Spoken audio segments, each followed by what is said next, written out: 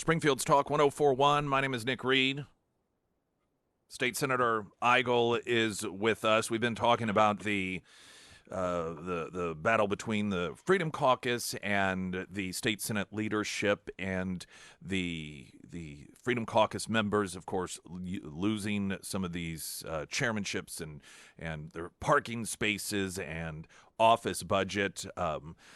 Senator Eigel receiving additional scorn. It was in, I forget, maybe the News Leader, but there were a number of articles regarding O'Loughlin and her declaration that if she could get enough Democrats to side with her and vote to fully expel him out of the Senate, she would do so. I don't think we've talked to you since that development. I appreciate you being with us this morning and your thoughts on how all of this has been playing out.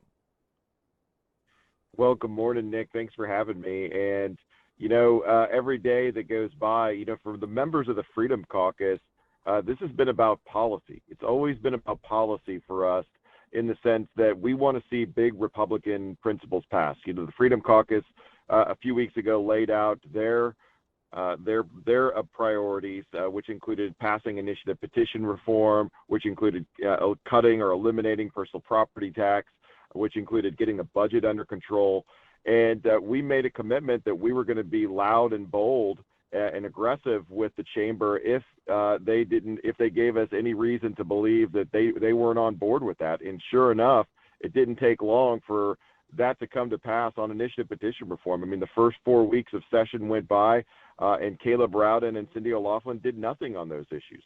Cindy O'Loughlin even said in public that she would wait until the last day to try to move some of these priorities, which is just a recipe for failure. So now, as a result of us being loud and really making the swamp and the status quo uncomfortable, we've seen them do a variety of things, all of which are punitive, petty, to try to punish us or silence us as a result of our actions. And, Senator O'Loughlin's most recent action of calling for my expulsion, never mind the 180,000 people that elected me to the Senate in the first place back in St. Charles County, where I'm from. She has gotten so uncomfortable, so overwhelmed that she just wants to silence us. I mean, that's what's happening here. This is about silencing us. The same thing is happening to Donald Trump at the national level. Donald Trump, the left is trying to pull him off the ballot in certain states. The left is charging him with these false allegations and charging him with crimes. They're trying to silence Donald Trump, and now our Senate leadership is doing the same thing to us. But our commitment is this is about policy. We're not going to be silenced, and we're going to keep fighting. I know, according to one of the articles I read, you attempted to have some sort of conversation with O'Loughlin regarding her declaration that she'd like to have you expelled. Were you ever able to do so? It seemed, if I recall, in that particular article, she wasn't making herself available in order to have a conversation with you. And were you surprised that she went that far? So we did actually end up having a conversation on the floor. It was a very passionate conversation, and I was surprised that she went that far. I was very surprised and disappointed. Cindy O'Loughlin, when she first came into the Missouri Senate, we had high hopes for Cindy. She had one of the best voting records in her first year in the Senate as a state senator. The American Conservative Union graded her at 90% in terms of her conservative credentials in her voting record. That ranked her fifth out of 24 senators. But in the most recent year, where she's been the floor leader of the Senate, her voting record has dropped to almost 60%. And she ranks near the bottom of the Republican caucus in terms of votes that she's taken. So, it's been a real transformation for Cindy. People always talk about fearing senators that change or politicians that change once they're put in power. But it pains me to say this, but just by judging from her voting record, she is much different today than when she first got to office. So I continue to be, surprised, negatively surprised by the lengths that she's willing to go in order to just silence those that she disagrees with. That's why this morning, this is new news this morning, the Freedom Caucus of the Senate is formally calling for the resignations of both Cindy O'Loughlin and Caleb Rowden from leadership positions so that we can choose a new leadership team that can move us forward. And this I want to emphasize, this has nothing to do with personal animosities. I respect Cindy O'Loughlin.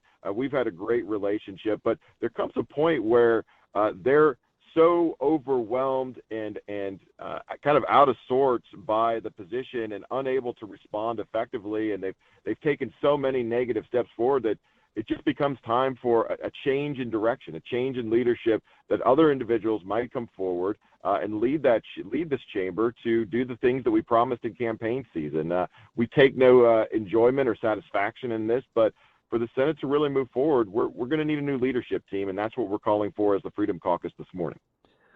The county Republican Central Committees in Camden, Cass, Clay, Franklin, Saline, Perry, St. Charles, Vernon, Warren, Wright counties have also issued statements demanding that Rowden and O'Loughlin resign their leadership position, as have a number of different organizations. We've talked with some of those folks throughout the morning. I did find an article interesting in the Missouri Independent noting that in Caleb Rowden's home Republican county committee, there was a letter out also demanding his resignation, and then it was pulled back. The party chairman tried to retract it, saying that it wasn't really meant to be seen by the public.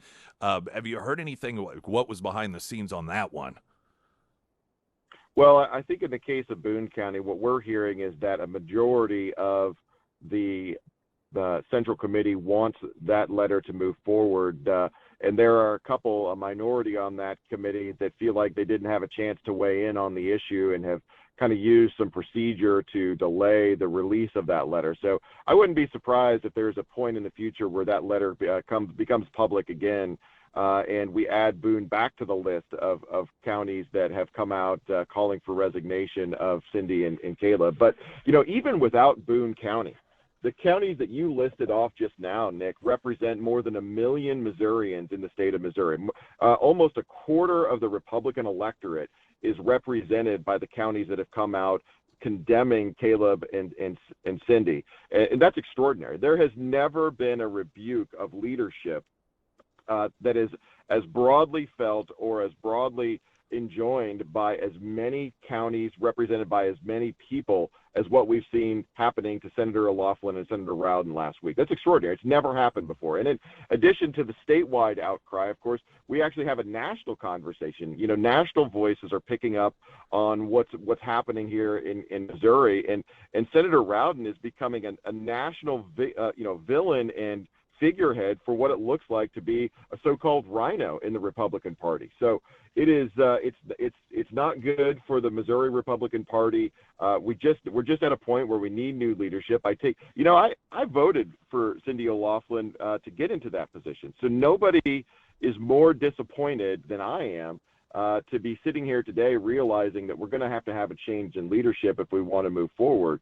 Nobody's more frustrated than I am. Nobody had higher expectations for Senator O'Loughlin than I did, but there just comes a point where you can't move forward.